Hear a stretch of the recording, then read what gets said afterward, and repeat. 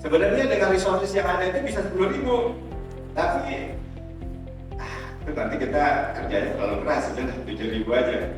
Jadi kalau 7.000 kita tetapkan 7.500 aja udah ini gitu.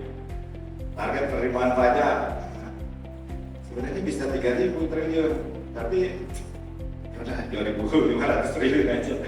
Jadi 2.550 pun sudah oke gitu. Dipotong superannuation-nya. Nah kemudian setelah pensiun dia bisa ambil, baik dia ambil semuanya ataupun dia bikin skema bulanan gitu. Yang skema bulanan ya superannuation-nya itu gede banget gitu. Yang dia nah memang ada case di mana data-data itu tidak sepenuhnya tersedia. Nah sehingga itu juga menjadi apa namanya asumsi-asumsi gitu ya. Misalnya fluktuasi nilai tukar. Nah itu data-data yang seringkali tidak bisa kita proyeksikan. Baik, jadi materi hari ini adalah mengenai Master of Planning dan pengorganisasian yang efektif. Jadi ada 3 bagian pokok. Yang pertama mengenai bagaimana menyusun perencanaan yang efektif, ya. Kemudian yang kedua bagaimana pengorganisasian sumber daya untuk mencapai tujuan secara efektif. Kemudian yang ketiga bagaimana menciptakan kepemimpinan yang berdampak.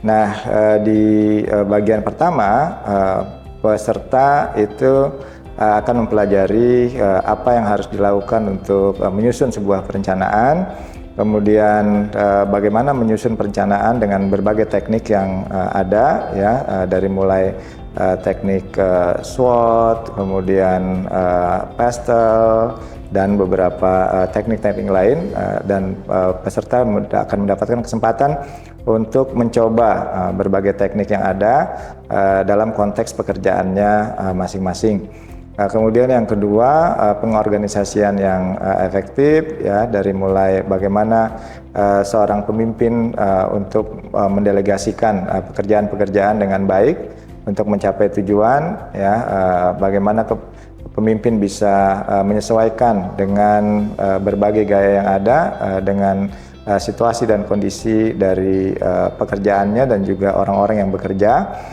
Nah, kemudian yang ketiga ini juga yang paling penting, ya, bagaimana menjadi seorang pemimpin yang tidak hanya efektif tapi juga memiliki dampak.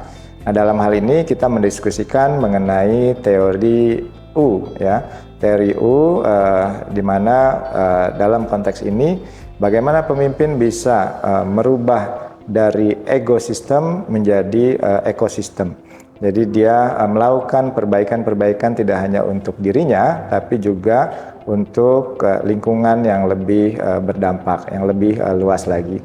Harapan saya dengan materi ini, para peserta pertama bisa memahami bagaimana menyusun perencanaan yang baik, yang efektif, ya, dan tentu bisa melaksanakannya. Kemudian bisa mengorganisasikan organisasinya dengan efektif dan bisa terinspirasi menjadi pemimpin-pemimpin yang tidak hanya memiliki efektivitas dalam pekerjaan tapi juga memiliki impact yang berdampak pada lingkungan.